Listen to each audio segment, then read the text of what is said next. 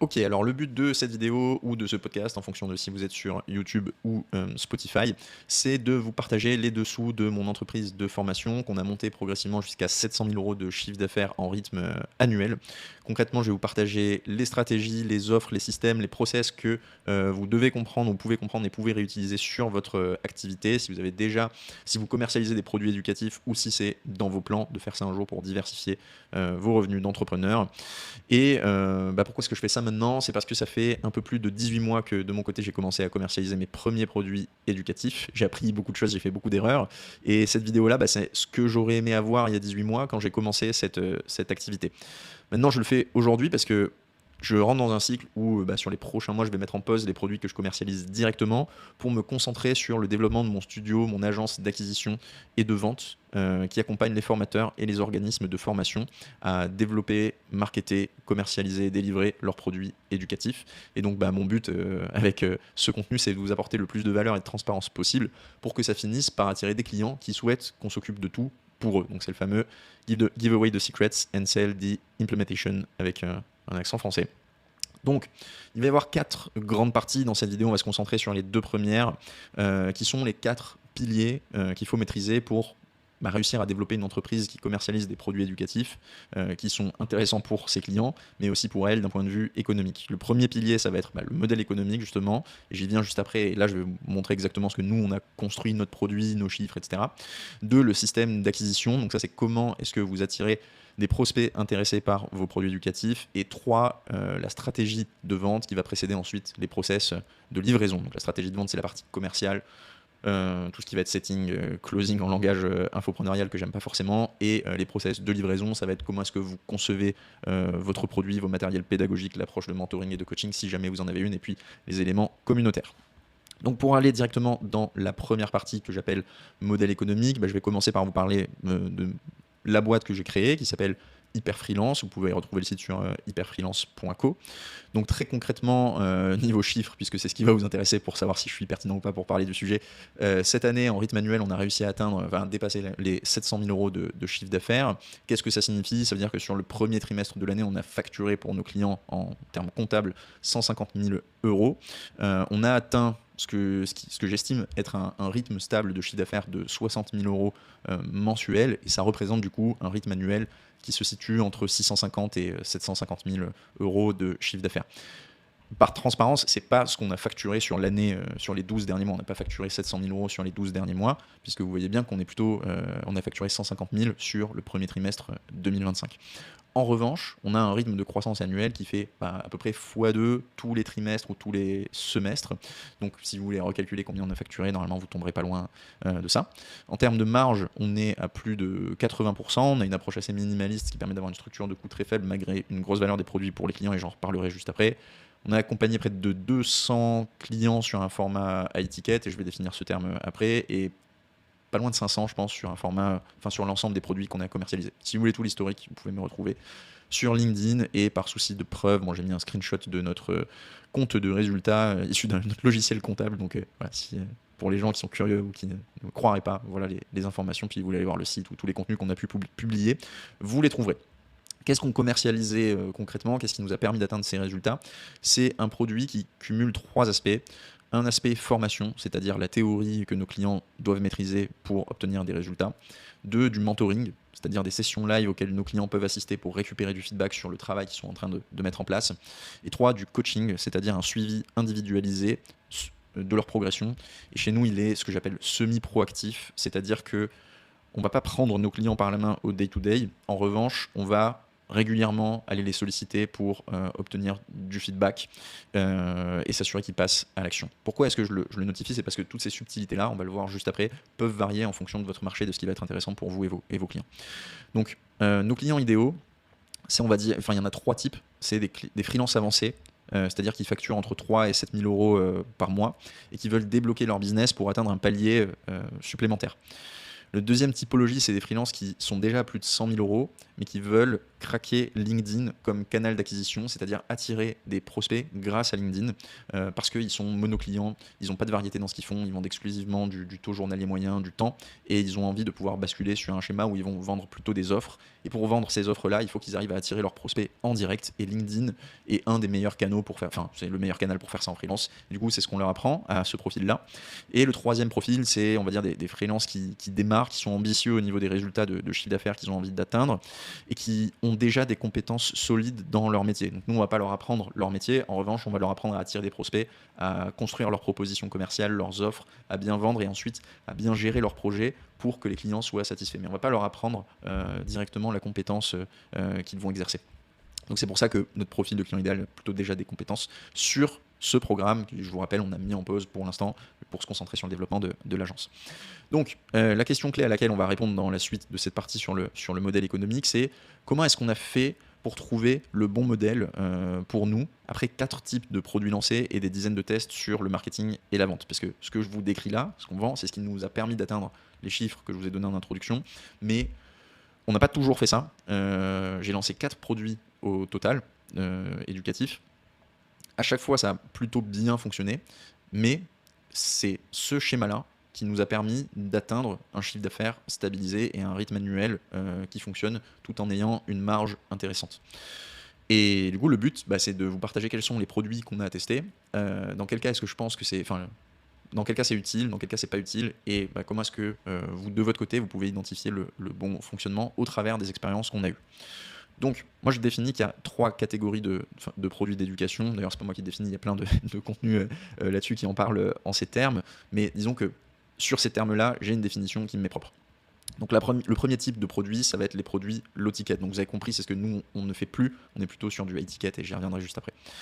Le produit low ticket, en gros, c'est un produit qui répond à un problème spécifique sur un horizon de temps court pour le client.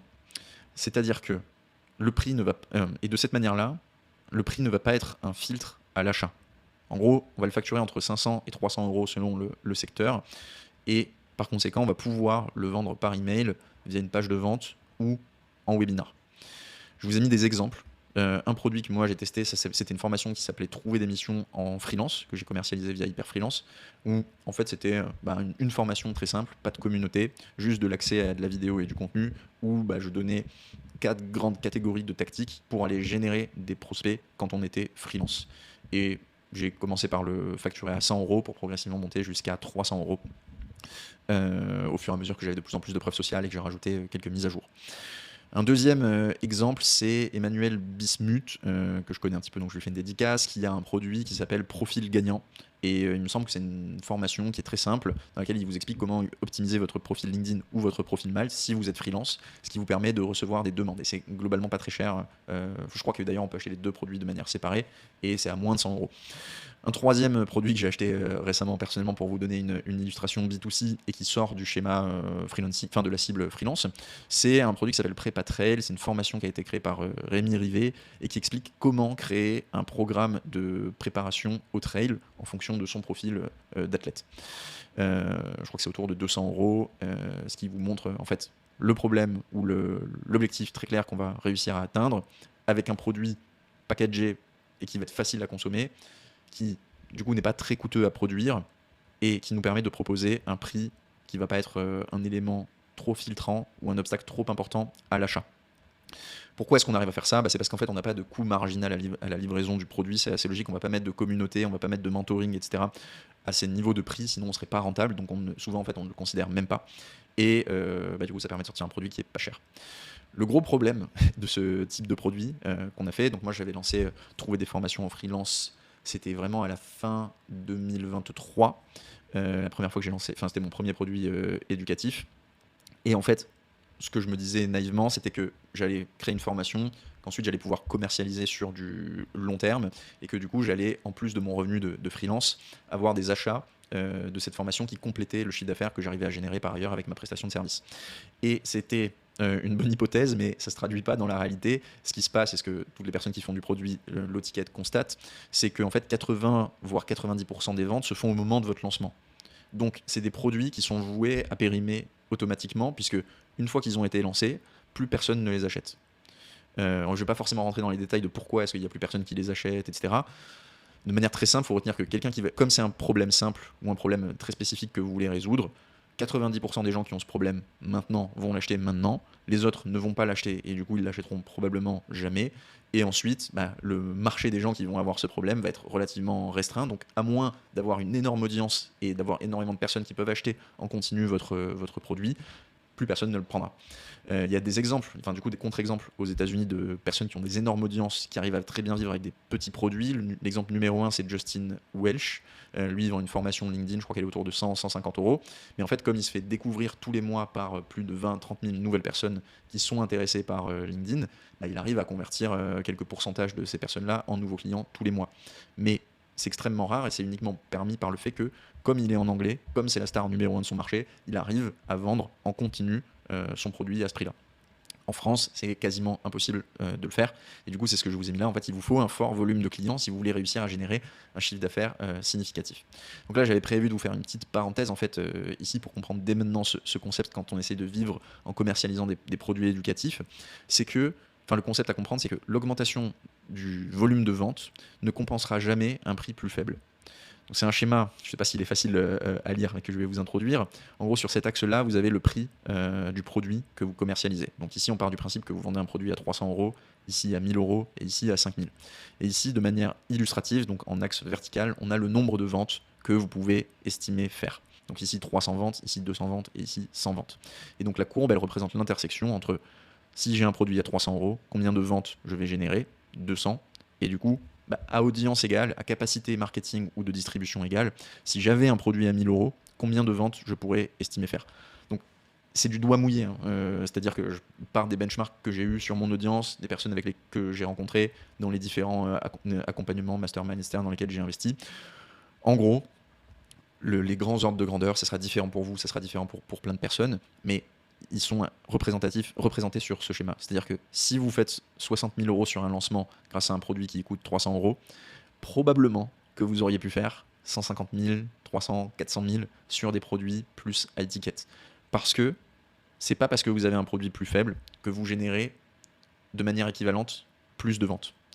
Au contraire, et même souvent il se passe l'inverse, c'est qu'on pourrait imaginer des situations dans lesquelles, parce que je vais créer un produit qui vaut plus cher, je vais réussir à faire plus de ventes qu'un produit qui vaut moins cher. Bien sûr qu'on peut imaginer l'inverse, mais dans la majorité des cas, donc à part si vous êtes l'exception, c'est ça qui va se passer. Et donc c'est ça le plus gros problème du produit low ticket, c'est que ça va être difficile de générer un chiffre d'affaires conséquent. Pour autant, je pense que c'est un produit qui est adapté dans plusieurs situations. Et moi, pourquoi est-ce que je l'avais fait? Je savais à peu près que c'était pas la meilleure manière de monétiser mon expertise, de lancer un produit low ticket. Mais en fait, ce que je voulais tester, c'était la propension de mon audience à acheter mes produits. J'avais jamais commercialisé de produits éducatifs à ce moment-là. Donc c'était un peu moins de 2 ans, un peu plus d'1 an et demi. Novembre 2023, si vous voulez l'historique précis. Et comme j'avais jamais rien commercialisé, je ne savais pas si les gens me faisaient confiance pour m'acheter un produit éducatif ou une formation, peu importe. Et du coup, je voulais tester ça. Et je voulais aussi me tester sur ma capacité à en sortir un et voir si j'aimais ça, etc. Donc c'était ça, j'étais dans cette situation, la situation numéro 2. Je voulais voir si il pouvait y avoir une traction au niveau de l'idée que j'avais, qui était de peut-être plus tard faire un programme d'accompagnement pour les freelances. Et donc j'ai commencé par ce qu'on appelle en startup un minimum viable product, donc un produit minimum viable qui était, est-ce que les gens déjà ils achètent, trouver des missions en freelance? Si oui, peut-être que je peux les accompagner encore davantage. Maintenant, il y a d'autres situations dans lesquelles c'est intéressant, c'est si vous avez une large audience organique et que vous faites découvrir très souvent. Donc je ne vais pas revenir plus en détail, j'en parlais en prenant l'exemple de Justin Welch. Il a une énorme audience, il a des gens nouveaux qui le découvrent tous les mois, et du coup il arrive à générer des nouvelles ventes auprès de ces personnes-là tous les mois. Troisième possibilité, c'est si sur votre secteur, il est impossible de justifier un produit middle ou high ticket. Donc ça on le verra particulièrement dans la deuxième section de la vidéo, sur la partie acquisition. Mais il y a des secteurs, notamment les loisirs ou les passions, sur lesquels c'est dur d'aller justifier un investissement de plus de 300, 400, 500 euros. Tout simplement parce que peut-être que je suis prêt à acheter une formation sur comment coudre mes propres vêtements à la maison pour 100 ou 200 euros, mais en revanche, je n'investirai pas 500 à 1000 euros, voire même 2 ou 3 000 euros dans un accompagnement plus une formation à la couture, si mon objectif n'est pas de devenir couturier professionnel. Et donc, en fonction du secteur sur lequel vous êtes positionné, vous n'aurez peut-être pas la possibilité de faire un produit plus cher. Et à ce moment-là, le produit low ticket enfin la stratégie du produit low ticket sera plus pertinente. Et ce qu'il faudra trouver, c'est différents problèmes que vous pouvez résoudre avec des produits low ticket, faire des lancements réguliers, plusieurs fois par an, et faire tourner vos produits de cette manière-là, les mettre à jour à chaque fois. C'est en général une stratégie qui permet de bien vivre, parce que vous contrebalancez le fait que vous ne faites vos ventes que sur les lancements, par le fait que vous faites plusieurs lancements et que vous traitez plusieurs petits problèmes. Et la dernière situation, c'est si le produit d'éducation que vous lancez, c'est un side project ponctuel, c'est-à-dire vous le faites pour le kiff, pour la notoriété, mais vous vous en fichez au fond d'être rentable ou de générer, ou de construire une entreprise ou un business soutenable, une rentrée d'argent continue avec votre produit d'éducation. Ce qui était un peu ma situation dans 2 ans, je savais pas trop où je voulais aller, et donc c'était un side project, je le testais de cette manière-là. Je vous ai mis une note ici qui est importante quand même, parce que c'est un truc qui revient souvent dans ces sujets-là, c'est de se dire, en fait, je vais construire une value ladder, donc en français c'est une échelle de valeur, et je commence par un petit produit, pas très cher, et ensuite je vais chercher à upseller, c'est-à-dire à vendre un produit plus cher aux clients qui ont acheté le petit produit. Et cette idée-là, elle est juste, mais de ce que j'ai vu en France, elle est plutôt juste dans l'autre sens. C'est-à-dire que je vais d'abord construire un produit à étiquette, et ensuite, une fois que j'ai besoin de maximiser le volume de personnes qui rentrent dans ce produit parce que je n'arrive plus à générer de nouveaux intérêts, eh bien, je vais peut-être aller conquérir de nouveaux clients grâce à un produit plus low ticket. Et ces clients-là, une fois satisfaits, peut-être m'achèteront la suite. De cette manière-là, ça marche parce que ça respecte la théorie des contraintes. La théorie des contraintes, pour résumer, c'est que à un moment donné, quand vous voulez développer votre business, le but est de travailler sur le bottleneck, c'est-à-dire le goulot d'étranglement qui vous empêche d'avancer. Donc, j'ai un programme, je vends des produits éducatifs, qu'est-ce qui m'empêche d'avancer? Est-ce que c'est ma capacité à délivrer de nouveaux produits éducatifs pour les clients qui rentrent et du coup je ne peux pas prendre de nouveaux clients parce que derrière je suis bloqué en termes de delivery, de livraison? Ou est-ce que, à l'inverse, j'ai très peu de coûts marginaux, donc à chaque fois qu'un client rentre, il est servi instantanément, et ça ne demande pas de travail additionnel de mon côté, et du coup il faut juste que je fasse rentrer plus de monde. S'il faut juste que je fasse rentrer plus de monde, la stratégie de la value ladder va être une des stratégies qui s'offre à moi, mais peut-être pas forcément la plus pertinente. Donc voilà, je ferme la parenthèse. En gros, j'essaierai d'éviter de m'ajouter des contraintes en faisant un système complexe où je commence par vendre un petit produit, puis un moyen, puis un gros, et j'ai aucune idée de si j'arrive à vendre à toutes les étapes de l'échelle. Vaut mieux faire un truc très simple, un produit, et puis ensuite on complexifiera par la suite. Je peux quand même rajouter un élément là-dessus. Je l'ai faite, cette stratégie. Je l'ai faite avec un produit middle ticket, donc qui était une formation plutôt SEO, depuis laquelle j'ai réussi à générer des ventes vers un programme d'accompagnement pour les freelances. En gros, on était à peu près à 10% de conversion, et il y avait des besoins ça se faisait pas naturellement, c'était pas en automatique. Donc il fallait aller solliciter les personnes. C'était un autre playbook de vente, un autre système de vente, parce que c'est pas pareil d'avoir quelqu'un qui a pris un rendez-vous pour se faire accompagner dans le développement de son activité et lui expliquer comment ça fonctionne. Vendre à cette personne-là, ça va pas du tout être la même chose que vendre à la personne qui a déjà acheté un produit, qui selon elle allait résoudre, les problèmes qu'elle avait, et du coup lui expliquer qu'en fait on a un autre produit qui peut résoudre d'autres problèmes, mais dont elle n'est pas forcément consciente initialement. Et donc si elle n'avait pas en tête d'acheter le produit final dès maintenant, ça va être plus difficile de lui vendre. Donc ça se fait, mais c'est des systèmes à construire qui sont beaucoup plus complexes que juste avoir un seul produit. Fin de la parenthèse. Le deuxième type de produit, ça va être les produits middle ticket. Donc normalement, vous avez compris un petit peu comment ça fonctionne. Le produit middle ticket, il va être un petit peu plus cher, il va être entre 300 et 1000 euros, voire un peu plus. Et le double principe qui fait qu'on est sur un produit middle ticket plutôt que high ticket, c'est que soit au lieu d'avoir un produit qui répond à un problème spécifique, on va avoir un produit qui est un playbook, un guide complet, des fois ça s'appelle aussi un blueprint. Donc on va avoir énormément d'informations qui permettent au client de se développer sur un pan de sa vie ou de son business, en fonction de si vous êtes B2C ou B2B. J'ai des exemples après, je vais vous les donner maintenant. J'avais une formation que j'ai créée en fin d'année dernière, en décembre 2024, qui s'appelait... je l'ai fait 2 fois, j'ai fait 2 types de produits middle ticket. En janvier 2024, j'ai lancé Générer du chiffre d'affaires avec le SEO, donc c'était une formation métier exclusivement sur apprendre comment on génère c'est dans le titre, comment est-ce qu'on génère du chiffre d'affaires en faisant du SEO, soit pour soi, soit pour ses clients, en tant que freelance. Elle valait 500 euros au moment du lancement, puis 1000 euros après en vente continue. Encore une fois, vous faites 90% de vos ventes au moment du lancement. Et ensuite, j'ai lancé un deuxième produit, donc plutôt middle ticket, donc plutôt en décembre 2024, qui était, que j'appelais hyper freelance SEO ou freelance SEO à 6 chiffres, et qui combinait cette formation, générer du chiffre d'affaires avec le SEO, et une autre formation qui est plus business et qui expliquait comment construire un business de freelance SEO rentable. Donc, c'est-à-dire, c'est quoi les offres qui se vendent, à quel prix, quels sont les templates qu'il faut utiliser sur l'émission, comment est-ce qu'il faut gérer les appels de vente spécifiquement en SEO, etc. Voilà. Donc ça, c'est un exemple de formation qui correspond, enfin de produit qui correspond au middle ticket et qui en fait est un produit complet pour apprendre à développer un pan de son activité. Ça, c'est l'option 1.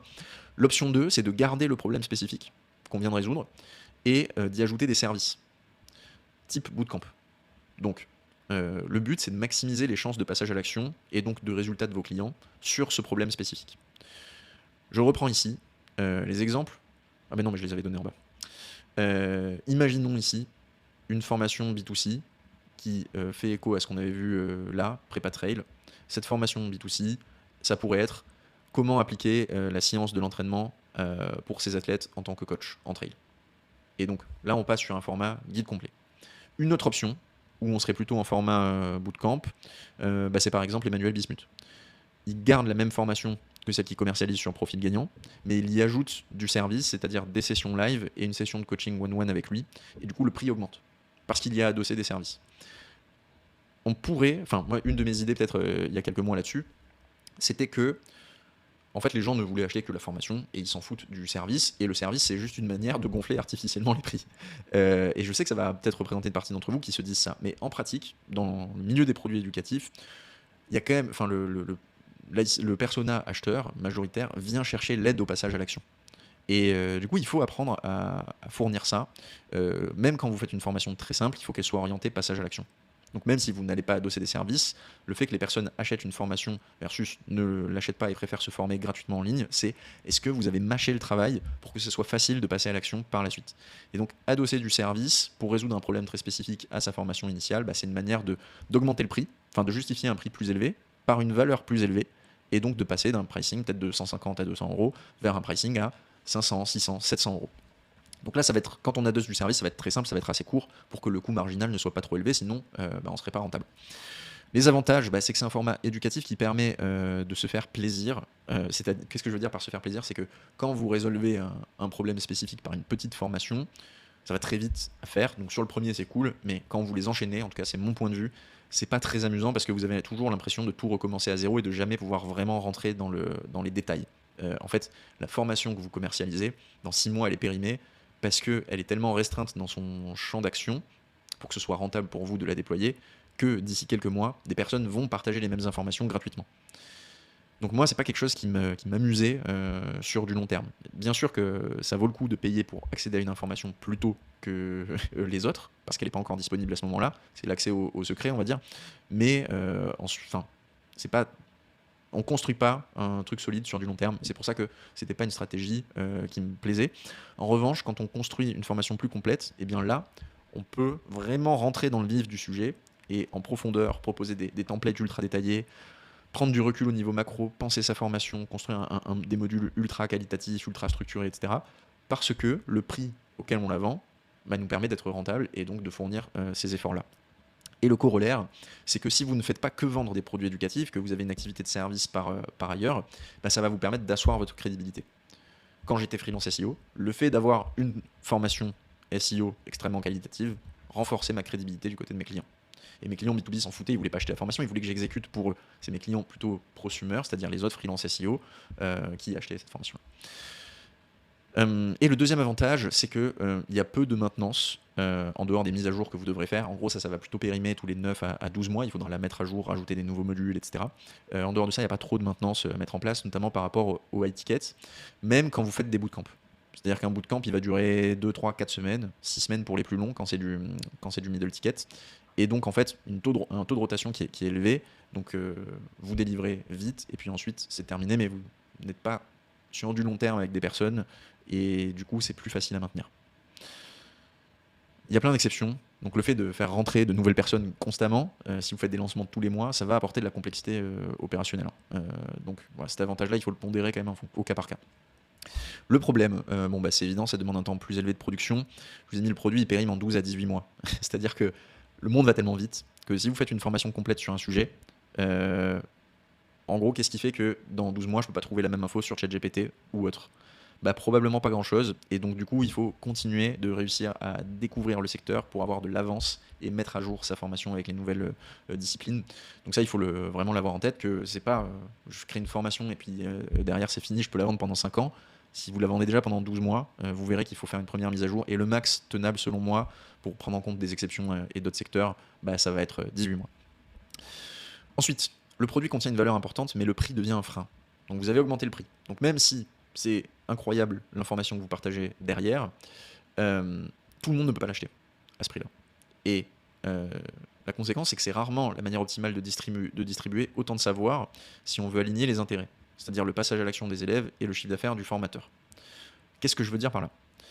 En gros, dans les exemples que je vous donne ici, donc générer le chiffre d'affaires en SEO et hyper freelance SEO, je donne tout le playbook sur comment est-ce que tu fais pour générer, tu peux monter jusqu'à 10, 15 000 euros par mois en tant que freelance SEO si tu es passionné, si tu passes à l'action, etc. Avec les informations que j'ai partagées. Il n'y a pas besoin de plus. Or, la formation, elle coûte 1 000 euros. Le résultat que tu peux obtenir par rapport au coût d'investissement est tellement disproportionné que, en fait, en théorie, j'aurais pu facturer plus cher pour te permettre d'atteindre ce résultat. Le seul truc qui fait que je ne facture pas plus cher, c'est que j'ai rien pour te garantir que tu vas passer à l'action. Et donc, l'information, elle a une limite, donc on va dire que c'est le prix du marché, c'est combien les gens sont prêts à payer en ce moment pour des formations 100% théoriques. Et pas faire exploser le taux de demande de remboursement ou juste la réputation. Et donc, j'ai l'impression que c'est à peu près autour de 1 000 euros en ce moment. Il y a certaines formations qui peuvent être plus chères, mais en gros, on tourne autour de ça. En B2B, et en B2C, c'est peut-être 2 fois moins cher, enfin 3 fois moins cher. Donc, il y a énormément de valeur dans le produit. Le prix devient un frein, c'est-à-dire que ça commence à être cher, mais pour autant, c'est pas assez cher pour permettre de maximiser les revenus. C'est un peu ça le problème du middle ticket. Et le corollaire, c'est que du coup, il y a un risque de cannibalisation si vous avez un produit à étiquette qui résout le même problème. Je vendais pas de programme d'accompagnement spécifiquement pour les freelance SEO au moment où j'ai sorti ce produit. Donc, je me disais, ça va pas me cannibaliser. En réalité, ça l'a fait un peu quand même. Mais si je vendais un programme dans lequel je te prends par la main pour développer ton business de freelance SEO et tu as accès à ma formation, et de l'autre côté, je vends la formation toute seule, j'ai plein de personnes qui en fait auraient pu acheter le programme complet à étiquette, mais ne l'achètent pas parce qu'elles se disent que la formation va suffire. Certaines ont raison, la majorité ont tort. C'est-à-dire que la majorité ne vont pas passer à l'action. Elles vont pas valoriser suffisamment l'information qui est disponible parce qu'elle leur a pas coûté cher. En gros, je fais des grandes généralités, je simplifie énormément, mais d'un point de vue pratique, on se rend compte que c'est à peu près ça. Et c'est pour ça qu'il n'y a pas des taux de passage à l'action énormes sur des produits qui sont exclusivement éducatifs. C'est parce que les gens ne valorisent. Derrière, si on ne les prend pas par la main, si on ne leur envoie pas des relances, si on ne leur met pas des checklists, si ils n'ont pas de système de responsabilité pour passer à l'action, ils vont moins le faire. Ce qui n'est pas forcément grave. Perso, quand j'ai acheté des formations qui sont bien plus chères que 1 000 euros, j'ai jamais mis les pieds dans les systèmes de mentoring, etc. parce que j'allais chercher l'information. Mais ça diminue la valeur que vous pouvez aller récupérer. Et l'alignement que vous avez avec vos clients. Donc dans quelle situation normalement vous avez eu le temps de le lire, mais situation 1, c'est si vous avez une audience organique suffisante, donc une grosse liste email, un gros LinkedIn, un gros Instagram, ou c'est-à-dire un équivalent de 3000 personnes actives, 3000 emails actifs. Donc si vous avez une liste email de 7000 personnes et un taux d'ouverture de 40%, vous avez à peu près 3000 emails actifs. À ce moment-là, vous pouvez vous dire que vous pouvez bien vivre avec du middle ticket.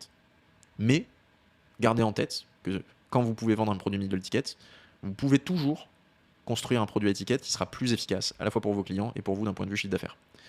Le seul problème de ça, c'est qu'il y aura des contraintes. On va en parler juste après. Et la deuxième possibilité, c'est si vous voulez garder votre produit comme un side project et créer des synergies avec un service que vous vendez. Donc l'exemple du freelance expert, ça c'est ce que je vous disais quand j'étais freelance SEO, c'était un élément de crédibilité additionnel d'avoir une formation qui se vendait à d'autres freelance SEO, puisque j'étais le leader de la tribu, si on reprend les narratifs un peu simplistes.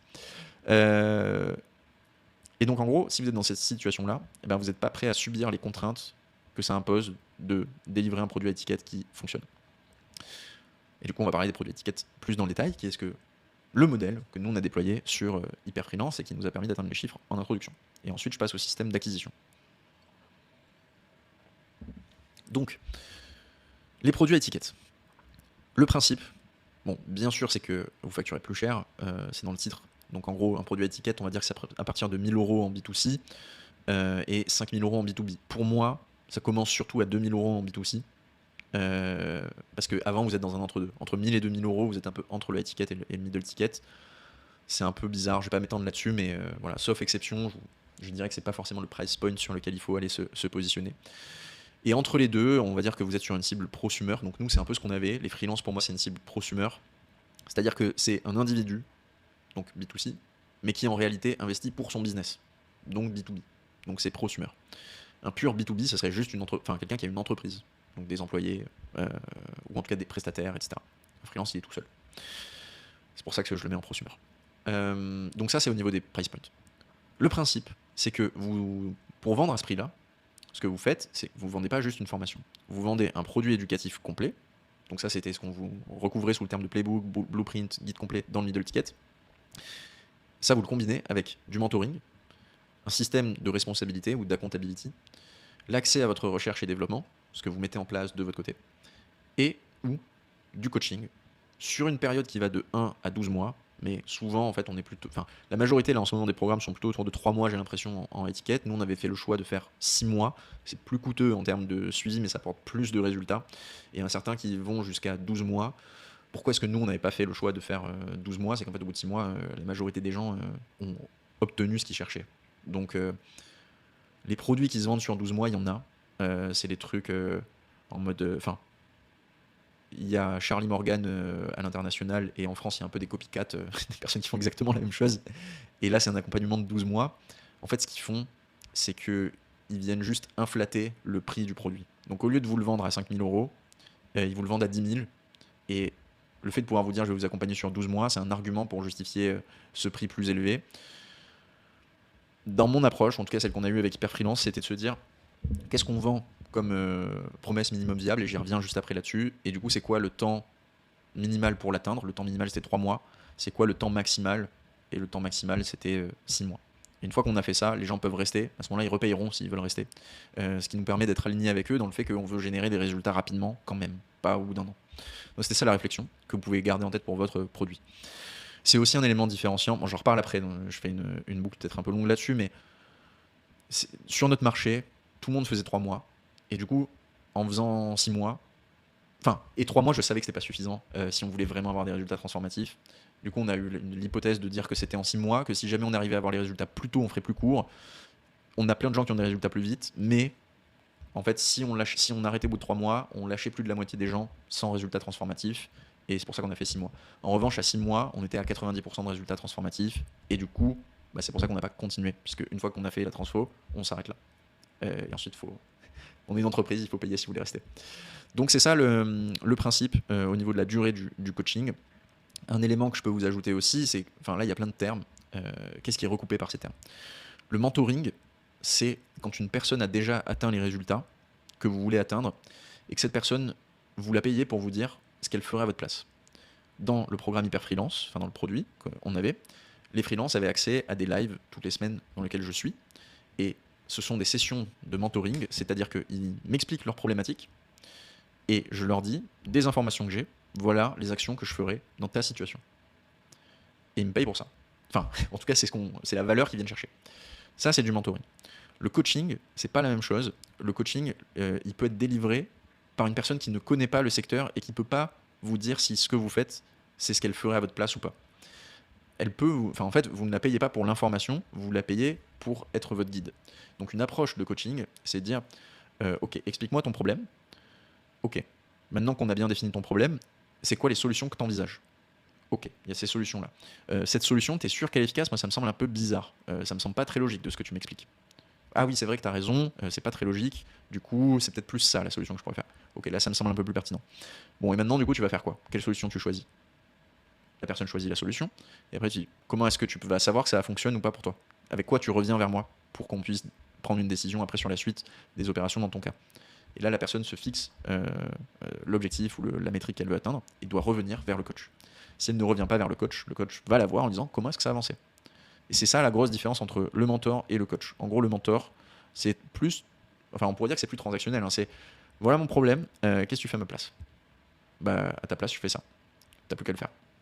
Et tu pars de ton côté, tu le fais, et reviens me voir quand tu as un nouveau problème, ou si jamais ça n'a pas marché. Le coaching, ça va être plus de la co-construction et de l'accompagnement, ce qui fait que, en fait, vous n'avez pas besoin d'être expert, un coach, en théorie, peut apporter de la valeur sans connaître l'industrie ou les problématiques métiers spécifiques du coaché. Voilà, il y a plein de bouquins sur le coaching que nous on a lu pour justement mettre en place ce système au sein du programme. Si ça vous intéresse, vous me mettez en commentaire, je vous donnerai quelques références. Et l'accountability, c'est ça. C'est la dernière partie du coaching, c'est-à-dire s'assurer que les personnes passent à l'action et les relancer si elles ne le font pas. Ou en tout cas mettre un système qui permet d'optimiser leurs chances de passer à l'action et d'avoir des mini-sanctions, c'est pas vraiment des sanctions, mais des désincitations au fait de ne pas passer à l'action. La recherche et développement, c'est un autre concept. C'est en gros, quand vous avez la possibilité de partager ce que vous mettez en place pour vous, pour vos clients, ou dans votre secteur, ou pour votre activité, auprès des gens qui sont dans votre programme. Et ça se fait sous différents formats. Ça peut être du contenu, de la vidéo, des trades que vous mettez sur l'espace de formation interne, etc. Et donc les gens achètent ça. Le bon exemple, quand ça a vraiment de la valeur, c'était Alex Hormozy qui expliquait que quand il accompagnait des fondateurs de salles de sport à développer leur salle de sport, à trouver des clients, etc., leur mettait à disposition la banque de publicité Meta que lui utilisait avec les clients sur lesquels il faisait de la prestation de service et du coup pour lesquels il gérait directement les publicités. Et donc en fait, le fait d'acheter le membership auprès du programme permettait d'accéder à c'est quoi les publicités qui fonctionnent au Texas, et moi je suis à Seattle, et du coup je vais pouvoir déployer ces mêmes publicités à Seattle juste en changeant les titres. C'était ça le principe de la R&D.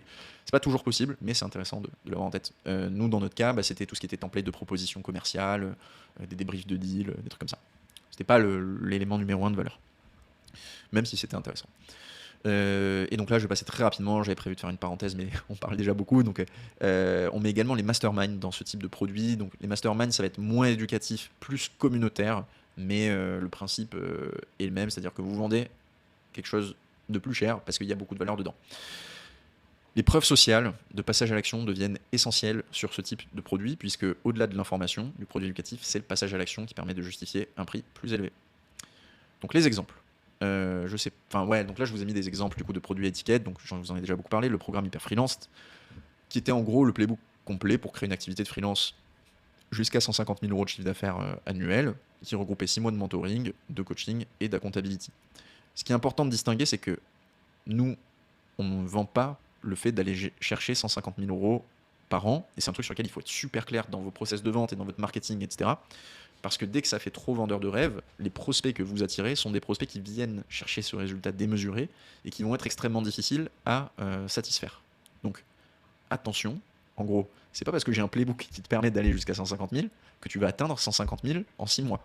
Tu peux atteindre 150 000 en 3-4 ans en fonction de ton point de départ. Peut-être que tu vas bloquer à 100, peut-être que tu vas bloquer à 90, peut-être que tu vas bloquer à 80 ou même avant si jamais tu décides d'arrêter. C'est le cas de 10% des gens qu'on accompagne, enfin un peu moins de 10% des gens qu'on accompagne. Et ça, il faut l'avoir en tête. Donc là, je vous donne des éléments de langage pour que vous compreniez bien la différence entre le fait de faire des offres irrésistibles qui se vendent très cher et le fait de construire des produits éducatifs sérieux qui se vendent à un prix important. Le wagon vend une formation pour devenir développeur, vendait, en tout cas je sais pas si c'est toujours la même chose, mais c'était une entreprise qui vendait un bootcamp de 2 mois à 6 000 € pour que les personnes puissent se former au développement web sur une stack particulière. En gros, du coup c'était un programme de qualité, un produit éducatif de qualité, et ça justifie un prix important. Mais on n'est pas obligé de faire des promesses démesurées, c'est ça que je voulais dire, pour vendre des produits éducatifs qui ont de la valeur et qui du coup se facturent à un prix qui correspond. Je vous ai mis un autre exemple en B2C, donc on garde la partie trail parce que je trouve que c'est pour avoir une continuité logique. On pourrait imaginer qu'en high ticket, le produit, ça serait entraîneur top 1%. Bon, le nom est un peu merdique, mais vous avez l'idée.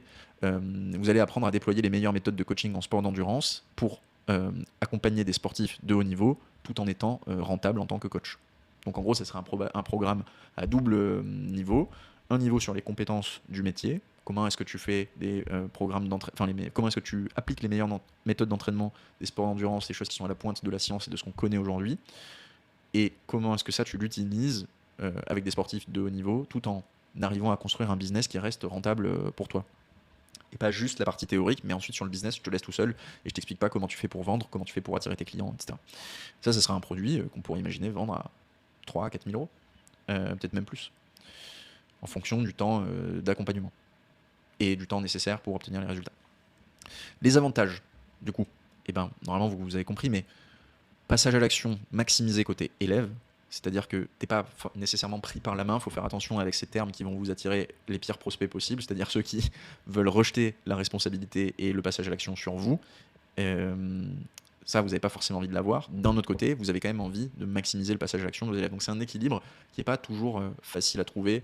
Ça va évoluer, mais pour l'instant, on va dire que la majorité du marché, elle est plutôt du mauvais côté de la balance, selon moi.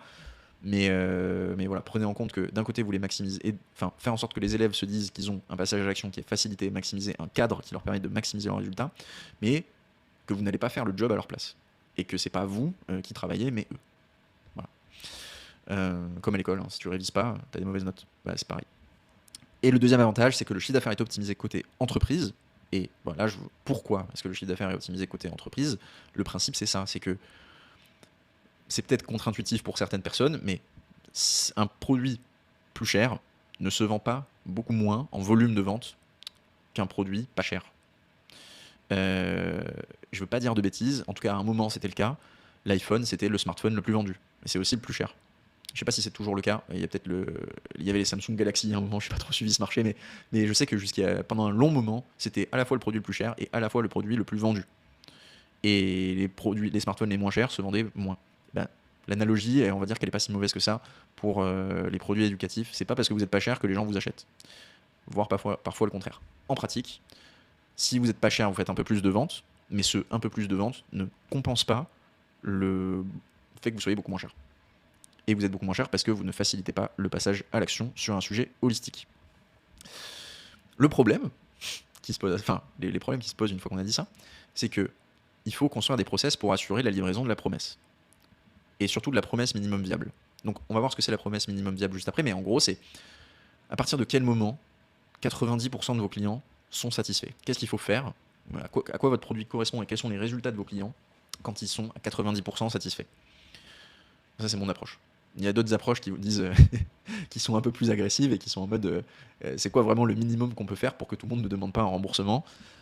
J'essaie d'être un peu... Enfin, après, c'est pas que altruiste, hein, c'est aussi égoïste. C'est de se dire, si on construit une boîte sur de la durée, il faut construire une réputation solide.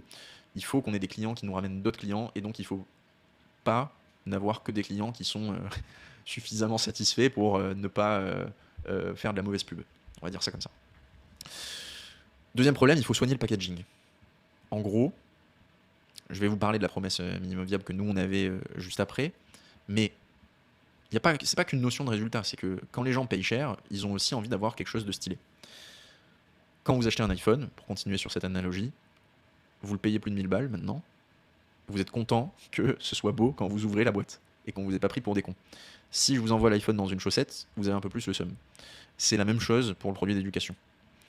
Et le troisième problème, c'est que c'est impossible de tout faire tout seul quand vous voulez construire un programme de qualité. Parce que il y a 4 grands types de fonctions que vous devez mener. 1, le marketing. 2, les sales. 3, le customer success et le suivi, la comptabilité, etc.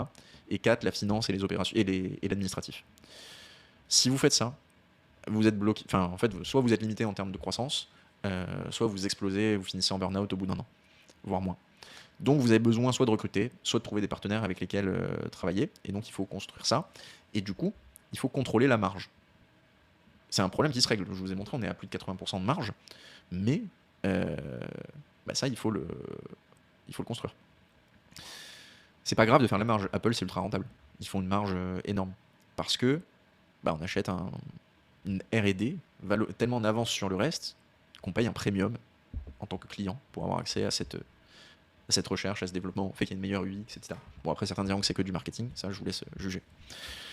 Et vous avez compris, moi, je suis plutôt du côté du fait que j'achète chez Apple, pas parce que c'est du marketing. Oui, je paye peut-être 2 fois plus cher pour des fonctionnalités 10% meilleures, mais c'est ce 10% meilleur que j'achète. Dans quelle situation c'est intéressant pour vous de faire du high ticket ? 1, si vous avez une présence en ligne minimale, donc en gros, une petite liste email, un petit LinkedIn, un petit Instagram, vous avez la possibilité de trouver des clients. 2, vous avez la possibilité de construire une proposition de valeur significative sur votre secteur. C'est un peu ce qu'on a esquissé ici. Comment est-ce qu'on pourrait, sur un secteur B2C, la préparation sport d'endurance, construire un produit à étiquette ? Sur la couture, je ne saurais pas le faire, je pense. Ou alors, il faut former des couturiers professionnels. À chaque fois, vous avez aussi un plafond de marché, hein, c'est-à-dire qu'il faut faire gaffe à ne pas devenir ce que j'appelle market maker. Et peut-être ça va être... ne pas devenir market maker. Si je fais ce produit, là, d'un point de vue éthique ou moral, je trouve ça difficile de le vendre peut-être à plus de 50, 60 personnes par an. Il faudrait définir. Peut-être que c'est 100 ou 150, mais je peux pas envoyer 1000 nouveaux coachs spécialisés en sport d'endurance sur le marché tous les ans parce qu'il n'y a pas la demande pour l'instant pour ce volume de coachs là. Et donc en fait, je suis en train de cramer tout le marché. Il faut faire gaffe. Et donc typiquement, enfin voilà, il y a plein de métiers, on va dire manuels, donc parce que je pensais à la couture, sur lesquels on pourrait se dire bon, bah, je vais faire un programme de couture étiquette où je vais expliquer aux gens comment est-ce qu'ils peuvent vivre de la couture de leur côté. Ayez en tête que derrière, il faut que vous génériez 90% de résultats sur l'horizon de temps sur lequel vous les accompagnez. Donc il y a des gens qui vont vous faire confiance, investir une partie significative de leurs économies, il ne faut pas les envoyer au casse-pipe. C'est ça l'idée. Et donc c'était peut-être un problème additionnel, bien contrôler la taille de marché pour les élèves. Voilà. Je continue la suite. Ouais, impossible de tout faire tout seul, donc ça c'était bon. Donc vous avez une présence en ligne, vous avez la possibilité de construire une proposition de valeur significative et vous êtes prêt à y passer du temps en continu ou à trouver des partenaires de confiance pour vous accompagner. Du coup, il faudra bien surveiller la marge quand vous faites ça. Nous, on est justement ce type de partenaire, donc c'est le moment où je peux faire ma pub si ça vous intéresse qu'on travaille ensemble sur ce sujet-là. Je vous mettrai un calendrier en description. Si je devais recommencer, donc relancer mes premiers produits d'éducation, je ferais dans le sens inverse de ce que j'ai fait. Donc moi j'avais fait low ticket, middle ticket, high ticket, et à chaque fois j'ai dû supprimer mes anciens produits pour arriver aux nouveaux produits. C'était une très mauvaise option. Bon, enfin en tout cas c'était une option qui permettait de maximiser l'apprentissage, de tester tous les trucs possibles, mais pas d'avoir une logique claire dans le développement d'une entreprise qui commercialise des produits éducatifs. Et donc si je devais recommencer, toutes choses égales par ailleurs, c'est-à-dire en partant du principe que je suis sur une industrie qui le permet, je ferai du high ticket jusqu'à 500 000, 1 million par an, selon l'industrie et le produit, donc il faut qu'il y ait une taille de marché suffisante. Puis du low ticket pour construire un funnel additionnel, donc on va le voir sur la partie acquisition, mais c'est un peu ce qu'on se disait avant. Je vais vendre un produit moins cher sur un problème spécifique pour me créer une nouvelle opportunité de générer des appels qualifiés. Et 3, je ferai ponctuellement du middle ticket, dans la fourchette haute du middle ticket, sur le problème que je résous avec le low ticket, avec une approche bootcamp. Je reprends pour vous illustrer ça sur le freelancing, je fais le même programme, étiquette freelance.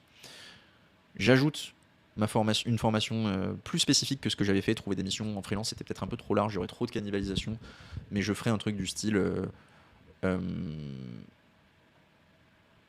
comment gagner 10 points de conversion sur ses ventes en implémentant un système efficace. Et je ferai un bootcamp pour les gens qui n'achètent pas, enfin qui veulent être accompagnés sur le sujet sur une période flash de 1 mois, dans laquelle on revoit tout leur process de vente, etc., avec des sessions live communautaires, de groupe, etc. Voilà un peu l'idée. Ça aurait cette tête-là. On est bon sur la partie 1. Du coup, on va passer sur la partie 2. Peut-être une vidéo très longue, donc je suis content de faire que les deux premières parties pour l'instant. On fera les 2 suivantes plus tard. Donc le système d'acquisition. Une fois qu'on a dit ça, une fois qu'on a le modèle économique, qu'on sait ce qu'on va vendre, bah, comment est-ce qu'on construit un truc qui fonctionne et qui attire des clients. Donc, ce que je vais vous partager, c'est comment est-ce qu'on a conçu notre produit d'éducation et comment est-ce qu'on attire nos clients idéaux. Et vous partager nos stratégies détaillées. Une citation que j'aime bien, c'est, alors je vais vous la faire en français, mais c'est du coup Naval Ravikant, vous pouvez regarder qui c'est, qui nous dit les gens sont focalisés, enfin en tout cas les entreprises sont focalisées sur le commercial parce qu'elles sont mauvaises en marketing, et elles sont mauvaises en marketing parce qu'elles sont encore pires, parce qu'elles sont incapables de créer un bon produit. Qu'est-ce que j'aime bien avec cette citation, c'est qu'il faut comprendre qu'un système d'acquisition se construit à la base par la construction du bon produit pour la bonne personne, puis par un marketing efficace, puis par la vente. Donc là, on va voir le produit et le marketing, qu'on regroupe en une seule partie qui est le système d'acquisition. Je vous partage mes chiffres pour que vous puissiez voir à quoi ça correspond et aussi que je sais de quoi je parle. Donc, sur 4 mois, de fin décembre à fin avril, on a généré 156 prospects ultra qualifiés en passant moins de 3 heures par semaine sur l'acquisition. Ça, c'était sur Hyper Freelance. Je vous ai mis un point d'exclamation parce que c'est des statistiques que j'ai jamais vues. À chaque fois que je fais des masterminds ou des trucs comme ça, les gens pètent un câble sur les stats qu'on a. Parce qu'on passe très peu de temps sur l'acquisition. Pour autant, on génère 39 appels par mois avec des clients idéaux. Et on a plus de 50% de conversion sur les appels qu'on a générés. Ce qui signifie que nos prospects sont extrêmement qualifiés et qu'on n'est pas mauvais en vente. Donc comment est-ce que vous pouvez faire ça ? Je vous ai mis un tout petit peu plus de contexte. Nous, c'est 80% en organique pur inbound. Et moins de 20% en setting ou en ads. Ça, c'est pour ceux qui connaissent les termes, sinon c'est pas très intéressant. Enfin, en tout cas, on n'a pas le temps de rentrer dedans pour l'instant. Les stratégies qui nous ont permis d'atteindre ces résultats, c'est le but de la suite de cette vidéo, c'est de vous les partager. Alors, il y a 3 grands principes. Le principe 1, c'est ce que j'ai appelé l'alignement entre la thèse, le client idéal, les moyens mis à disposition du client et la promesse minimum viable. Alors c'est pas mal de trucs un peu barbares, je vous ai remis ici la citation au cas où vous auriez oublié, mais pour vous dire que là en fait on va travailler sur le produit qui va nous faciliter tout le travail pour la suite. 95% du succès de votre produit éducatif réside dans la construction de ce produit. Donc 95% plutôt de votre succès réside dans la construction d'un bon produit. Un bon produit, il va aligner les 4 concepts que je vous ai listés juste avant: thèse, client idéal, moyens mis à disposition, promesse minimum viable. C'est ce qui vous permettra de valoriser votre approche et d'attirer vos prospects sans avoir à quémander de l'attention. C'est pour ça qu'on arrive à générer beaucoup de prospects qualifiés sans passer beaucoup de temps sur l'acquisition. Concrètement, à quoi ça ressemble? La thèse. La thèse, c'est votre opinion unique sur le marché. Qu'est-ce que vous êtes les seuls à penser et à dire sur le marché sur lequel vous évoluez? Donc nous, on évolue sur le marché du freelancing, enfin on accompagne des freelances, donc on évolue sur le marché du freelancing. Et ma thèse, enfin notre thèse, c'est que le meilleur moyen pour développer une activité de freelance est de combiner la construction d'offres value-based, une méthodologie propriétaire et la création de contenu d'expertise. Si vous n'êtes pas freelance, il faut que je vous explique un petit peu pour que vous compreniez l'idée. En gros, ça va parler à notre client idéal, et c'est le principe de tout le travail qu'on fait là. Mais il y a un an, quand on a commencé, il y avait déjà, enfin, quand on a lancé le programme il y a un an, et 18 mois quand on a commencé à vendre des produits éducatifs, ce qu'il fallait retenir, c'était que les programmes ou les solutions existantes qui étaient proposées sur le marché étaient concentrées sur comment est-ce que tu fais pour augmenter ton taux journalier moyen, c'est-à-dire le temps, le prix au jour que tu vends, et comment est-ce que tu augmentes ton volume de prospects grâce à la prospection à la main. En gros, c'était un peu ça ce qui était partagé. Alors, il y a plein d'exceptions et tout, mais on va dire que c'est une bonne caricature de ce qui se passait. Et moi, ma thèse, et en tout cas la manière dont j'avais développé mon activité de freelance par le passé, et du coup ce sur quoi j'étais légitime de parler, c'était de dire, moi je fais pas vraiment de prospection, en tout cas très peu, par contre, et je vends quasiment plus de TJM, donc de taux journalier moyen, parce que ça me bloque d'un point de vue développement de mon chiffre d'affaires. En revanche, ce que j'ai réussi à faire, parce que j'avais monté une agence avant et que du coup en redevenant freelance, j'ai continué à vendre au même prix les mêmes offres, c'est vendre des prestations qui sont complètement décorrélées du temps que j'y passe réellement. Et du coup, ça, ces prestations-là, c'est ce que j'appelle l'offre value-based. J'arrive à vendre des trucs 3, 4, 5 000 euros alors que j'y passe quelques heures. Et donc ça me fait un taux horaire, un chiffre d'affaires divisé par le nombre d'heures sur la mission, très élevé. Ça, j'y arrive parce que j'ai une méthode sur mon métier qui me permet de le faire et que j'attire mes clients grâce à de la création de contenu d'expertise. Je fais pas énormément de vues, je fais pas énormément de reach. En revanche, mon contenu est très qualitatif et du coup attire des clients qui veulent travailler avec moi sur cette méthode et qui connaissent déjà mes offres. Donc ils sont prêts à faire appel à moi. En gros, c'est ça ma thèse. Et pour moi, c'est la meilleure manière de développer un business de freelance parce qu'on n'a plus de concurrence directe, on est extrêmement rentable, on a des clients très satisfaits et on a des belles études de cas qu'ensuite on peut repartager en création de contenu et qui vont nous attirer de nouveaux clients. Je vous l'ai fait en accéléré, mais il y a une vidéo sur la chaîne qui rentre dans le détail de tout ça si ça vous intéresse. Je crois qu'elle fait à peu près 40 minutes, c'est la première vidéo. Donc ça, c'est la thèse. Opinion unique sur le marché. Personne d'autre ne disait ça avant, ou en tout cas pas à la même échelle, pas avec la même portée, et pas de la même manière. Ensuite, les clients idéaux. Donc là, les clients idéaux, je vous ai mis l'illustration de nous, les types de profils qu'on accompagne, mais en gros, ce qu'il faut retenir, c'est qu'il faut avoir une situation économique claire. Quand vous êtes en B2B, ça va être c'est quoi le chiffre d'affaires. 2, savoir quels sont leurs problèmes spécifiques, pas leurs problèmes généraux. Le problème général qui est en mode je veux gagner plus d'argent, ça c'est vraiment les trucs de base. Et ça va pas, c'est pas parce que quelqu'un veut gagner plus d'argent ou veut perdre du poids qu'il veut vous faire confiance pour y arriver. Donc il faut que vous ayez une compréhension fine de votre cible et de ses problèmes spécifiques. Et je vais vous donner l'exemple juste après de ce que nous on faisait. Les objectifs, pourquoi est-ce que je suis aligné avec cet objectif et la méthode à suivre pour l'atteindre. Donc là, je vous ai mis les 3 exemples de personas qui étaient intéressants pour nous. Situation 1, les freelances au plafond, c'est-à-dire les freelances qui font déjà 150 000 par an, mais qui sont dans ce qu'on appelle du salariat déguisé, c'est-à-dire qu'ils ont un seul client avec lequel ils travaillent sur du très long terme. Ils font même pas forcément du télétravail, ils sont obligés d'aller au bureau, et eux, ils ont un sentiment de lassitude important, parce qu'ils font toujours la même chose depuis 3 ans, et qu'ils en ont marre, ils veulent passer à autre chose. Et du coup, ma thèse, elle leur plaît. 2, c'est les freelances qui stagnent. Donc eux, ils vont plutôt être entre 50 et 100 000 annuels, voire parfois un petit peu moins. Et en fait, ça fait 2 ans qu'ils font le même chiffre d'affaires, ils ne savent pas comment est-ce qu'ils peuvent faire de la croissance. Ils ont déjà maximisé leur taux journalier moyen, ou ils n'arrivent pas à générer plus de prospects malgré leurs efforts, et du coup, ils ont perdu leur momentum, leur croissance. Et eux, ils viennent chercher, pareil, la même méthode pour arriver à un résultat, enfin, dans une situation différente. Et 3, les freelances ambitieux, donc ceux qui démarrent, qui sont dans leur première année d'activité, qui sont compétents dans leur domaine et qui veulent aller vite, plus vite que les autres, qui veulent griller les étapes et qui sont prêts du coup à fournir davantage de travail. Ça, c'est les gens qu'on arrive à accompagner. Est-ce que, normalement, vous avez saisi ce que je voulais dire par problème spécifique, c'est-à-dire que quand je vous dis ça, je pense humblement que vous voyez que je connais bien la cible. Et en fait, j'avais pas exactement le même discours au moment où j'ai commencé le programme Hyper Freelance. Il était peut-être un poil moins précis, ou en tout cas moins pertinent dans la définition des profils. Mais une fois qu'il y a plus de 100 personnes, et maintenant près de 200, qui ont suivi le programme avec lesquels j'ai échangé, je sais exactement qui sont les gens qu'on arrive à aider et quels sont leurs problèmes initiaux. Et ça, il faut se forcer constamment à être très très très précis dans c'est quoi le problème concret de la personne, enfin, qui est la personne qui vient vous voir et comment est-ce que vous le résolvez. Et ne pas faire des fiches de persona en mode Karine, 45 ans, a un chien et des enfants, et enfin je ne sais même pas, mais en gros c'est des trucs de persona classiques, un peu merdiques. Là en soi je m'en fous de comment s'appelle mon client théorique, je suis capable de dire par contre exactement les problèmes qu'il a. Troisième partie, les moyens mis à disposition, que j'ai aussi appelé produits. En gros c'est, oui il y a une formation, mais vous mettez quoi d'autre dedans? Vous mettez du mentoring, vous mettez du coaching, sur combien de mois? Sur 3 mois? Sur 6 mois? Combien de sessions par semaine? Est-ce qu'il y a autre chose de disponible pour réduire le risque que le client a de ne pas vraiment bénéficier de l'accompagnement? Qu'est-ce que je veux dire par là? En gros, c'est mentoring ou coaching. Je vous ai déjà expliqué la différence entre les deux. Vous pouvez revenir un petit peu plus tôt si jamais c'était pas clair. Est-ce que vous avez une approche plutôt de mentor ou une approche plutôt de coach dans votre domaine? Ou est-ce que vous combinez les deux? Sur quelle durée? Je vous expliquais aussi avant pourquoi est-ce que nous on avait choisi 6 mois et pas 3 mois. Et pourquoi est-ce qu'on avait choisi 6 mois et pas 12 mois.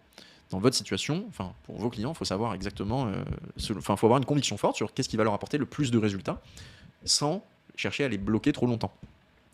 Le volume de sessions, combien vous en faites par semaine. J'ai été dans des programmes, j'ai vu des programmes en tout cas dans lesquels il y a une session tous les jours. C'est une session thématique, ça change tous les jours et à chaque fois il y a un nouveau truc. Moi dans mon cas c'était pas forcément pertinent. Il y a pas de temps de il y a 3 thématiques pour les freelances. Au début j'avais fait 3 thématiques, 3 coachings par semaine avec 3 thématiques différentes. Et puis en fait tout le monde venait sur 2 des thématiques et personne sur la 3e. Bon c'est une mauvaise idée. On va plutôt passer à 2 par semaine. Et puis ensuite j'ai plus trop de monde. Et trop de monde qui n'a pas exactement les mêmes problèmes. Du coup on a fait des niveaux. Et donc on a doublé le volume de sessions, on est passé à 4 sessions par semaine, et tu n'as pas accès à toutes les sessions en fonction de là où tu en es en ce moment. Ça c'est de la conception du produit. Comment est-ce qu'on arrive à faire en sorte que le produit soit idéal pour le prospect par rapport à ses problèmes? Et ensuite, est-ce qu'il y a un autre médium pour résoudre le risque de ne pas en bénéficier réellement? C'est-à-dire que si vous mettez du mentoring ou du coaching, etc. en live, vous vous privez de 50% des gens qui n'en ont rien à foutre des lives. Donc moi c'est un peu mon cas quand je suis client d'un programme, j'en ai rien à foutre d'aller sur les sessions, en tout cas je vais y aller 2-3 fois.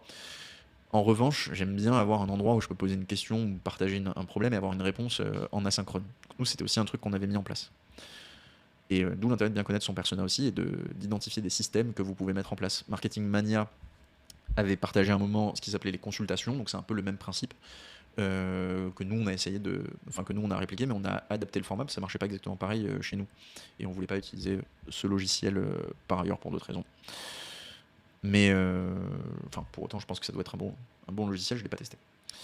Proposition, dernière partie c'était la proposition minimum viable, et donc là en gros ça correspond à ça fait écho à ce que je vous disais juste avant, qui était si vous avez un produit qui est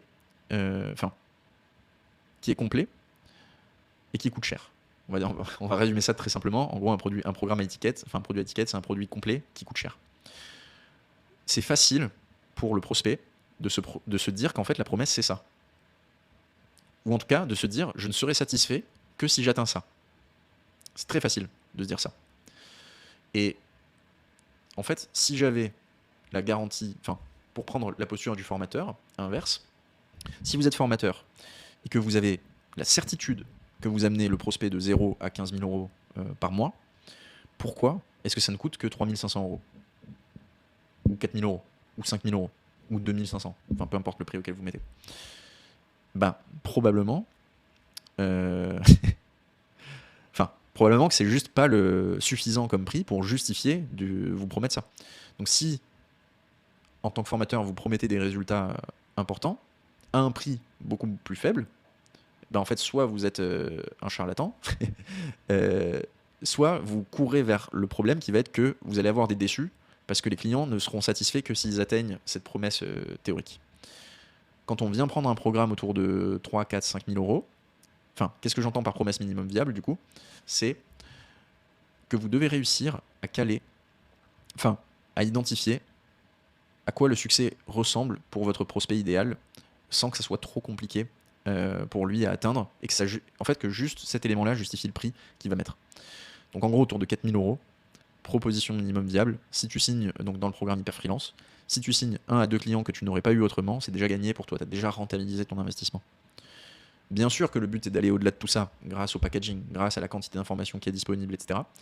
Mais qu'est-ce qui fait qu'on est aligné, qu'on est content si tu rejoins le programme, enfin que tu es content si tu rejoins le programme, c'est ça.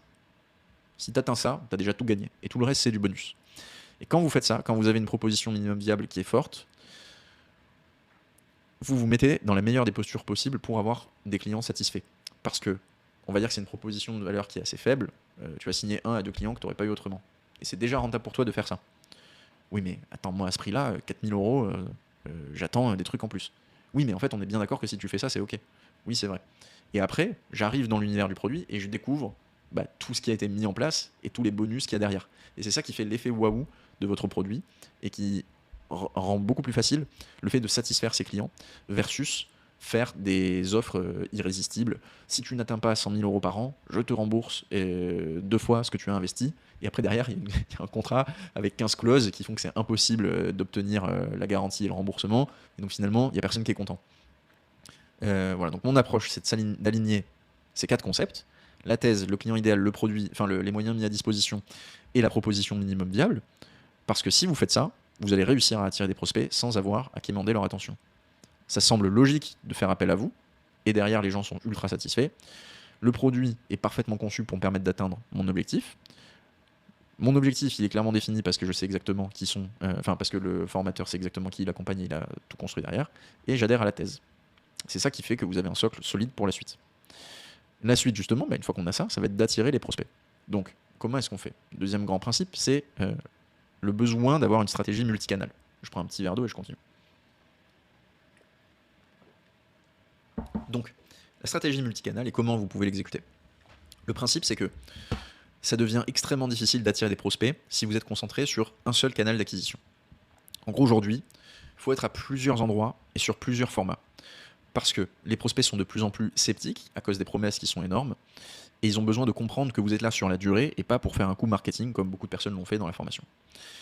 Donc, ils ont besoin de comprendre votre thèse et de s'aligner avec votre thèse. En gros, que tous ces éléments dont on a parlé avant deviennent clairs pour eux.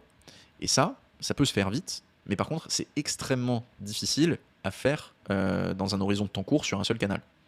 C'est même presque impossible. Et donc, c'est pour ça qu'aujourd'hui, si vous voulez vendre des produits éducatifs et que ça soit efficace, que ce ne soit pas totalement un flop, c'est nécessaire d'être présent sur plusieurs canaux et sur plusieurs formats. Vous ne pouvez pas être uniquement sur LinkedIn ou uniquement sur Instagram. Sauf si vous êtes la star du domaine, et là, à ce moment-là, ça peut fonctionner pendant un certain temps, mais ça veut aussi dire que vous avez un potentiel inexploité énorme. Donc ça, c'était pour cette partie-là. Mais vous aurez des lacunes. Si vous êtes que sur LinkedIn ou que sur Instagram, par exemple, les gens n'auront jamais de contenu très long avec vous. Donc, ils ne vont pas vous faire énormément confiance sur, sur autre chose qu'un problème très spécifique. C'est d'ailleurs pour ça souvent qu'en fait les numéros 1 sur un canal d'acquisition, ils vont plutôt avoir des stratégies où ils vendent des produits de low ticket, voire des produits middle ticket, et qui sont la continuité du low ticket avec du service ajouté. Voilà, normalement, vous devez visualiser à quoi ça ressemble. Et ça, c'est confirmé par la théorie psychologique. En gros, l'intensité et la variété des interactions sur une période courte accélèrent la création de liens de confiance et d'attachement. Ça a été prouvé dans les années 60-70 par Zajonc, Altman et Taylor sur différents travaux de recherche. Donc je redis, l'intensité et la variété des interactions sur une période courte accélèrent la création des liens de confiance et de l'attachement. Donc ça, c'est dans les relations sociales, mais ça vaut aussi en marketing, du coup. Et c'est de se dire, qu'est-ce qui fait que quelqu'un vous fait confiance et s'aligne avec vous ? C'est la variété des interactions, l'intensité de ces interactions sur une période courte. Pour avoir en marketing des interactions intenses et variées sur une période courte, il faut être présent sur plusieurs canaux et sur plusieurs formats. Donc nous, ce qu'on a mis en place sur Hyper Freelance, ça s'est fait à 2 niveaux. Le premier niveau, c'était varier les médiums de communication, c'est-à-dire avoir du contenu écrit, du contenu audio et du contenu vidéo.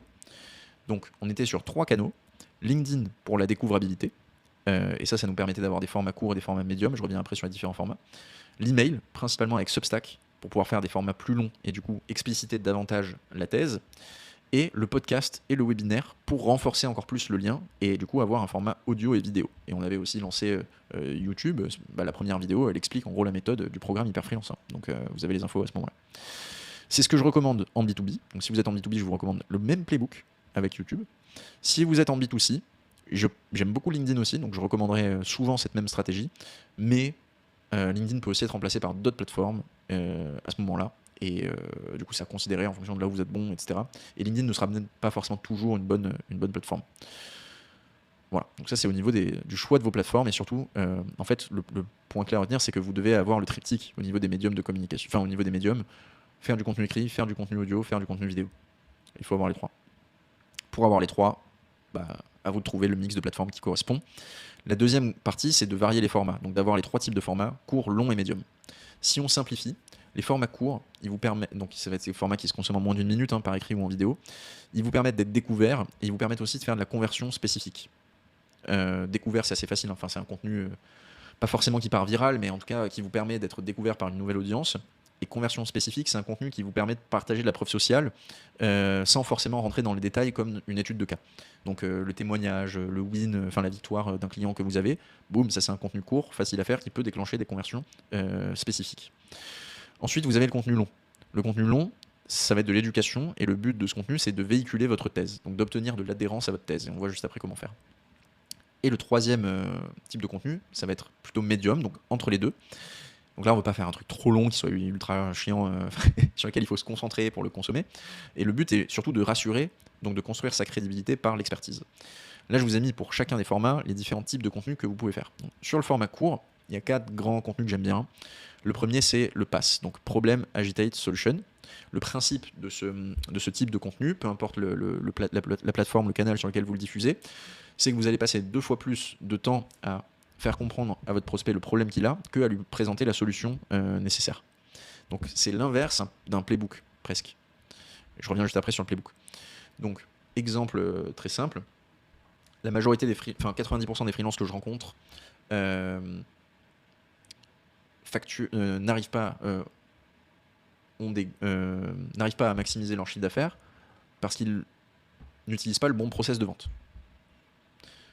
Ça, c'est ma phrase d'accroche. Ensuite, j'ai mon problème. La majorité des freelances, voilà le process de vente qu'ils font. Le client les contacte, ils font un appel de vente, ils envoient la proposition par écrit, et puis ensuite ils vont relancer 2 semaines plus tard et ils auront non comme réponse.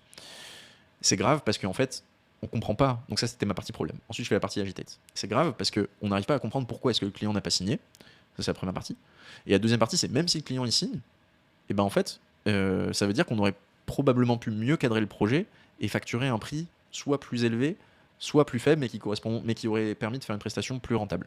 Et il y avait un truc intermédiaire qui était c'est difficile de faire une proposition commerciale pertinente quand on a si peu d'informations et on va pas pouvoir avoir le retour du prospect en live sur cette proposition pour l'ajuster si nécessaire. La solution, c'est de surtout pas faire des process de vente en un seul appel, même si on arrive à vendre de cette manière-là, mais de passer sur un format idéalement en 2 appels, où on va faire ça puis ça. Si vous voulez apprendre à créer la meilleure proposition possible en 2 appels, vous pouvez faire appel à moi. En gros, c'est ça le principe du problème Agitate Solution. Le contenu story, c'est du storytelling en gros, et là, ça va être un contenu qui est il y a 4 types de story que vous allez pouvoir partager. C'est l'origine, où vous en étiez au début sur votre secteur, et donc ça c'est ce premier truc. Quand j'ai commencé, j'étais comme ça. Il y a 5 ans, j'ai raté mon premier client. Ce qui m'a permis de passer de X à Y, etc. Vous avez les échecs, vous avez les succès, et vous avez aussi les histoires qui sont liées à votre industrie. C'est-à-dire des trucs qui sont connus dans le secteur. Donc, par exemple, vous pouvez raconter des histoires qui correspondent à des entreprises qui appliquent des concepts que vous recommandez d'appliquer. Un truc fréquent qu'on voit de temps en temps, c'est la flywheel de Disney. Comment est-ce que Disney a construit différents business models qui avaient tous des synergies entre eux pour ensuite créer un business mastodonte. Et ça, comment est-ce qu'on peut l'appliquer au freelancing, par exemple. C'est pas un contenu que j'ai fait, parce que je trouve pas ça forcément ultra pertinent, mais ça aurait pu être possible si jamais ça correspondait à ma thèse. Ensuite, vous avez les contenus de type astuce. Ça va être des contenus très courts. Donc, qu'est-ce que je fais quand un client essaie de négocier mon prix ? Vous avez les contenus opinion, les problèmes de ce marché. Donc, la majorité des freelances devraient arrêter de vendre au TJM parce que ça pourrait être aussi un pass. Et en fait, à chaque fois, un sujet peut être abordé avec les différents angles. Sur les contenus médiums, vous allez avoir 3 grands types de contenus, les playbooks, les études de cas et les analyses. Le playbook, c'est les 3 étapes pour résoudre un problème. L'étude de cas, ça va être comment est-ce que mon client a atteint ses résultats, plus j'explique. Et l'analyse, ça va être comment est-ce que telle boîte, qui n'est pas un client, ou telle personne qui n'est pas un client a réussi à atteindre ça, et j'arrive à faire un lien du coup avec la manière dont moi j'accompagne mes clients. Ce qui est une bonne astuce si jamais vous n'avez pas d'études de cas ou pas assez d'études de cas.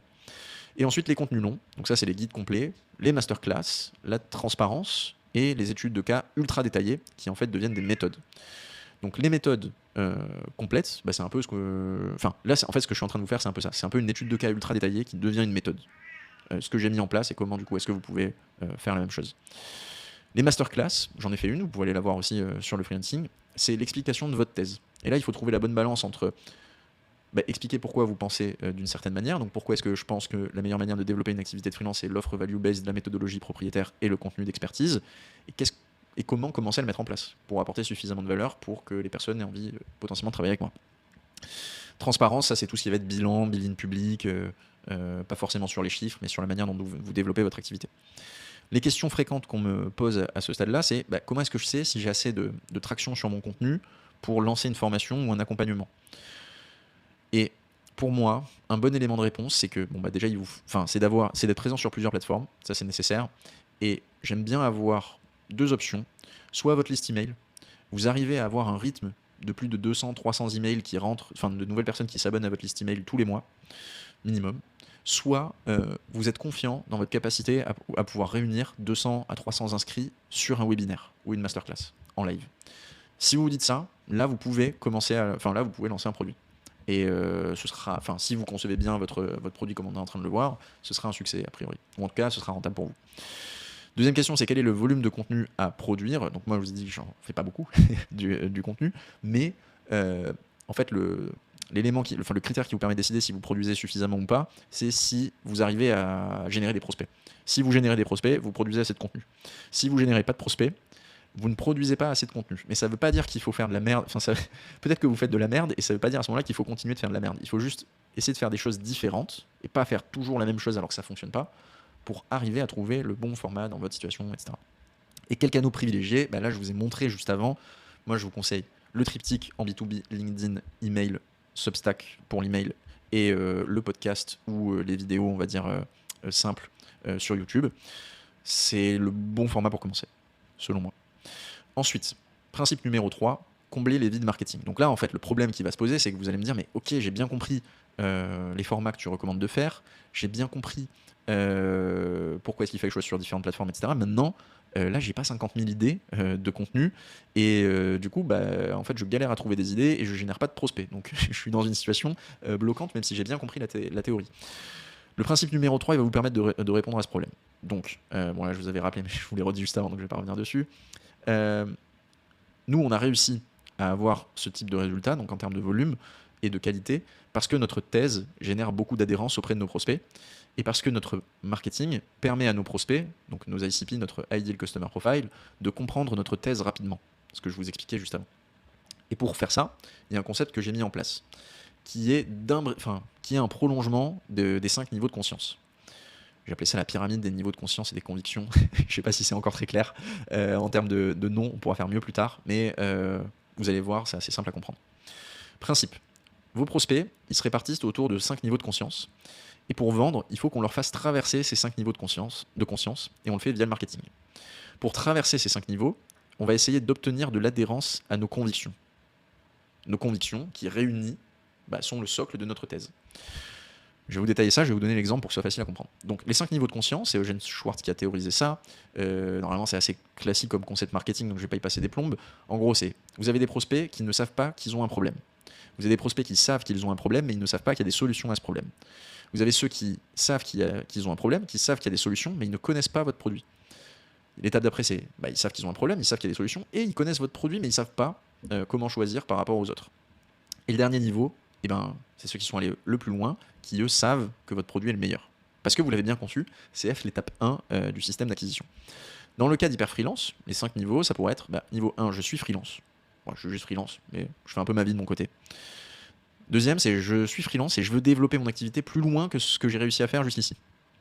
Troisième niveau, c'est je veux développer mon activité, et j'ai compris que la bonne manière de faire, c'était de commencer à construire des offres, ma méthodologie et créer du contenu. Quatrième niveau, c'est en fait, il y a un programme, ou il y a des programmes qui me permettent d'aider à mettre en place à découvrir comment faire ça plus rapidement. Et 5e niveau, c'est je sais que le meilleur, c'est le programme Hyper Freelance. Voilà. Bon, en tout cas, le meilleur de mon point de vue, mais c'est ce que j'aimerais. Enfin, c'est le. Enfin, vous avez compris l'idée. La deuxième partie, c'est pour les faire traverser ces niveaux de conscience, il faut qu'on obtienne de l'adhérence à nos convictions.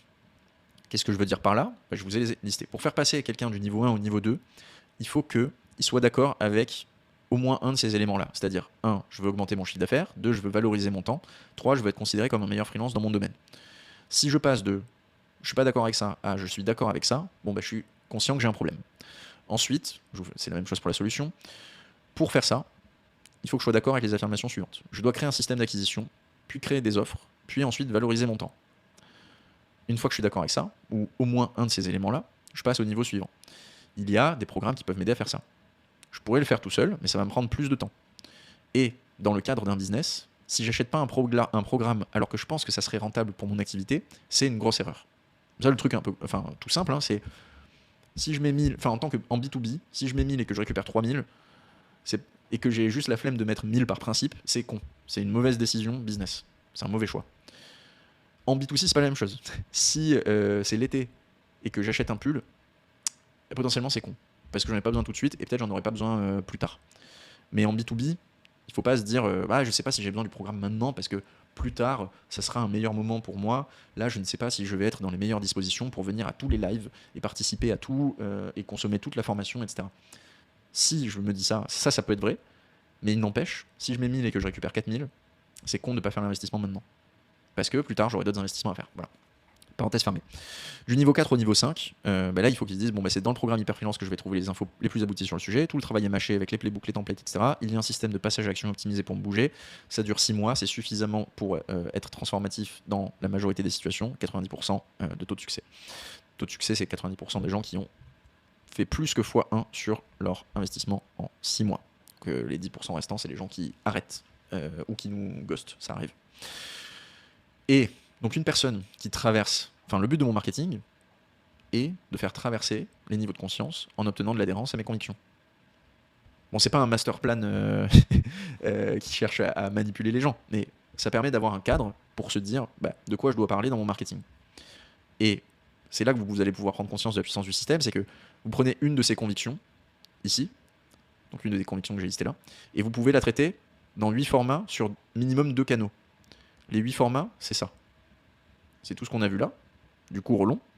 Et les 2 canaux, c'est que vous n'allez pas forcément pouvoir faire... chacun des formats n'est pas adapté à chacun des canaux, mais chaque format, il est au moins adapté à 2 canaux. Donc, vous prenez une conviction, et ça vous fait déjà 16 contenus que vous pouvez produire. Et dans cet exemple, du coup, avec toutes les convictions que je vous ai listées, mais c'est non exhaustif, je pourrais en faire plein d'autres, on génère déjà 224 contenus sans galérer à trouver des idées. Et pourquoi j'ai mis plus ? C'est parce que, en fait, chaque conviction, elle peut être traitée avec un angle différent. Et du coup, en fait, ça serait plus les angles qu'on pourrait multiplier par le niveau des formats. Voilà. Donc là, vous avez votre système de marketing pour réussir à attirer les gens, pour réussir à identifier de quoi vous devez parler dans votre marketing, comment est-ce que vous devez en parler, sur quels canaux et quel format vous devez en parler, et vers quel produit ça vous permet d'attirer vos prospects. J'espère que vous prenez conscience de ça parce que c'est quand même 1 an et demi de travail et vous n'avez plus qu'à le copier-coller quoi. Donc les questions fréquentes qui restent à cette étape-là, et on a quasiment fini, c'est par où est-ce que je commence ? Parce que là, tu m'as montré comment faire 300, 400 contenus. Maintenant que j'ai vu la vidéo, comment est-ce que je peux avancer ? La première étape, déjà d'ailleurs, si vous voulez qu'on travaille ensemble sur ces sujets, vous pouvez prendre un rendez-vous. Et la première étape, si vous voulez le faire tout seul, c'est de penser votre produit. La deuxième étape, c'est de commencer à créer du contenu pour attirer les gens vers votre produit. Et pour faire ça, là, à ce moment-là, dans les 5 niveaux de conscience, vous devez commencer par les gens qui viennent de là. Donc au début, vous devez commencer par ça. Faire passer les gens du niveau 4 au niveau 5. Puis, une fois que vous avez vos premiers clients, vous pourrez faire du niveau 3 au 4, et ainsi de suite, remonter progressivement vers les gens qui sont moins conscients ou moins alignés avec vos convictions. Ce que je vous ai mis. Niveau de conscience le plus élevé vers le niveau le plus faible. Tester différents formats. Privilégier ce que... Alors, donc ça c'était pour... En fait, par quel format je commence aussi pour créer du contenu ? En fait, là il va falloir tester les différentes options qui s'offrent à vous et privilégier ce que vous arrivez le mieux à faire. Moi, j'arrive bien à faire du LinkedIn. Je commence YouTube désormais, donc on va voir si j'arrive bien à le faire. C'est des tests. Si jamais si jamais ça plaît, je vois qu'il y a de l'attraction, etc., je continuerai de le faire. Mais et c'est la même chose pour vous en fait.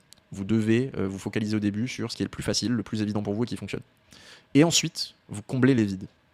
Donc, si vous avez commencé par l'écrit sur LinkedIn, eh bien, il va falloir combler les vides de contenu long, peut-être en commençant par l'écrit en newsletter.